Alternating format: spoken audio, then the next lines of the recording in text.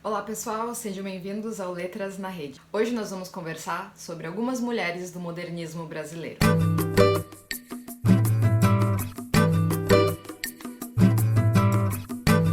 O modernismo, vocês devem lembrar, foi aquele momento de ruptura e renovação da linguagem das artes plásticas e literárias brasileiras. No Brasil, a gente às vezes coloca a Semana de Arte Moderna de 1922 como o momento inaugural do modernismo brasileiro, mas não foi bem assim. A semana foi a primeira manifestação coletiva de artistas brasileiros pelo vanguardismo, pelo modernismo. Durante a semana, os artistas fizeram uma oposição ao conservadorismo nas artes brasileiras e lançaram novas tendências da arte, da literatura moderna. Eles tentam inspirar uma nova linguagem, um espírito novo de renovação, de modernidade para as artes brasileiras.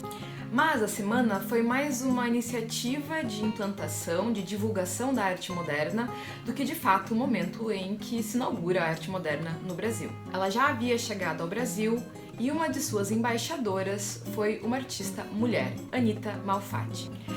Anita nasceu em São Paulo em 1889 e começou a estudar pintura com sua mãe, Betty Malfatti, uma americana de origem alemã. Aos 20 anos, ela viaja para a Europa, onde continua seus estudos artísticos. Lá, ela entra em contato, em Berlim, depois nos Estados Unidos, com a vanguarda expressionista do movimento moderno europeu. Em 1917, ela retorna ao Brasil com 53 obras que ela expõe em uma exposição intitulada Exposição de Pintura Modernista Anita Malfatti. Essa é uma das primeiras exposições de artistas modernos brasileiros ou naturalizados brasileiros e ela é muito importante. Ela é considerada um marco da história da arte moderna no Brasil, tanto pela linguagem que ela apresenta para o público brasileiro em obras como A Boba, O Homem Amarelo, A Estudante Russa, Tropical. Este último que chama atenção pela temática nacionalista e por representar uma mulher afrodescendente, o que não era muito comum. Mas essa exposição da Anita é também um marco pela forte reação da crítica. A crítica conservadora reagiu de forma violenta à exposição da Anita. Um dos críticos mais sobressalentes, Monteiro Lobato, escreveu um artigo chamando sua exposição de paranoia ou mistificação. Os críticos conservadores não entendiam ainda essa linguagem modernista, achavam um estrangeirismo, um exagero, uma forçação de barra, um desperdício de bons artistas. Essas críticas acabaram por desencadear um movimento de união entre os modernistas em defesa de Anita. É esse embate entre conservadores e vanguardistas, entre passadistas e futuristas, que vai culminar depois na Semana de 1922. E é por isso que Anita Malfatti é considerada uma das inspiradoras da Semana de 22. Porém, depois de 1920 e 1930, Anita toma um rumo um pouco diferente. A sua linguagem poética, a sua expressão artística está sempre muito mais alinhada com as tendências da Europa do que do Brasil. Enquanto no Brasil começam a se espalhar as tendências vanguardistas que ela ajudou a trazer, na Europa se volta a uma ordem um pouco anterior. A linguagem da Anita acaba deixando de ser tão vanguardista quanto esperavam seus amigos brasileiros. E muitas vezes a crítica acaba lendo esse seu retorno a uma expressão artística um pouco anterior, um pouco mais conservadora, como uma reação às duras críticas que ela recebeu do Monteiro Lobato e, enfim, dos críticos conservadores. Mas não é bem assim, isso não é bem verdade. A verdade é que, como eu disse, ela estava sempre muito mais antenada com o que acontecia na Europa. Ela foi uma artista que sempre experimentou muito sua linguagem, com uma coerência interna muito própria, mas na história da arte brasileira ela acabou ficando marcada com esse papel de vítima, com esse papel de vítima dos conservadores. O que é uma pena, porque essa obra é muito mais complexa do que isso. Vocês também devem se lembrar, muitos já ouviram falar no nome da Tarsila do Amaral. Tarsila é considerada uma das musas inspiradoras do modernismo brasileiro. Mas vejam bem, ela não estava presente na Semana de Arte Moderna de 1922. Ela ainda não conhecia sequer os modernistas em 22. Ela vem para o Brasil apenas em 1923. Mas a sua produção, a sua personalidade ficou de forma tão grande, marcada, que muita gente confunde e acha que ela realmente esteve na semana de 22. Seu nome é muito frequentemente citado entre os artistas da semana. Bom, Tarsila nasceu em São Paulo, no interior de São Paulo, em 1886 e passou sua infância nas fazendas de café da família. Ela é de uma família muito rica, inclusive proprietárias de escravizados, que ela depois vai retratar em suas obras. Ela foi educada em colégios da elite paulistana e ainda na adolescência foi para a Europa, onde continua sua educação artística, assim como a Anitta. Ela era uma mulher de elite, muito cosmopolita, bem relacionada, tanto no Brasil quanto em Paris, o que era um sinal de muita riqueza. E ela se beneficia muito dessa sua condição econômica, tanto durante a sua formação quanto depois para expor suas obras. Ela expõe em grandes galerias de Paris, por exemplo. Na Europa, ela entra em contato com esses movimentos de vanguarda que ela traz depois para o Brasil em 1923. O principal deles, o movimento cubista. Ela conhece Anita Malfatti e é através da Anitta que ela é introduzida, então, a esse grupo de modernistas brasileiros que são chamados na literatura como o Clube do Sim, do qual fazem parte Oswald Mário de Andrade, Menotti de Olipíquia, Anita Malfatti e Tarsila do Amaral. A partir de 1923, no Brasil, junto desse grupo, ela começa a pintar algumas de suas obras mais famosas, como A Negra, Carnaval em Madureira. Em 1928, ela pinta o Abapuru, que é um dos quadros mais famosos da pintura brasileira e que inspira a criação do movimento antropofágico na literatura. Ela é a artista brasileira mais reconhecida aqui e também fora do Brasil. Em 2009, uma exposição da Anitta no MASP bateu recorde de visitantes. Mais de 400 mil pessoas foram ver a exposição da Tarsila, que pela primeira vez, depois de muito tempo, era reunida. Tarsila e Anitta são as duas grandes figuras da história brasileira, né, de arte moderna e de arte em geral. Todo mundo já ouviu falar nos nomes delas. Mas elas não são as únicas mulheres que pintaram no Brasil. Às vezes até parece que foram, porque só se fala delas. Mas isso não é verdade.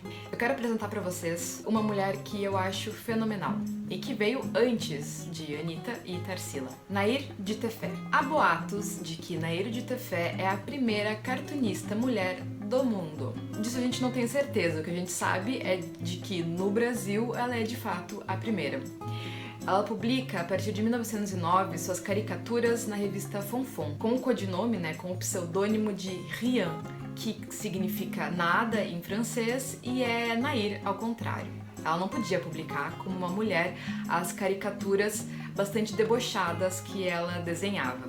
A Nair, ela é de uma família muito nobre. Ela é neta de conde, filho de barão, foi muito bem educada. Ela não apenas desenhava suas caricaturas, ela também pintava, tocava piano e, vejam bem, tocava violão. O violão, no início do século XX, ele não era um instrumento assim muito bem quisto pelas famílias de bem, pelas famílias de respeito. Ele era considerado um instrumento baixo, um instrumento de populares. Ver uma dama empunhando um violão era, no mínimo, bastante perturbador. E não apenas uma dama qualquer, mas uma dama de elite e, em seguida, a primeira dama do Brasil. Sim, além de tudo, Nair foi a primeira dama do Brasil. Ela se casou em 1913 com Hermes da Fonseca, que não merece muito nossa atenção aqui.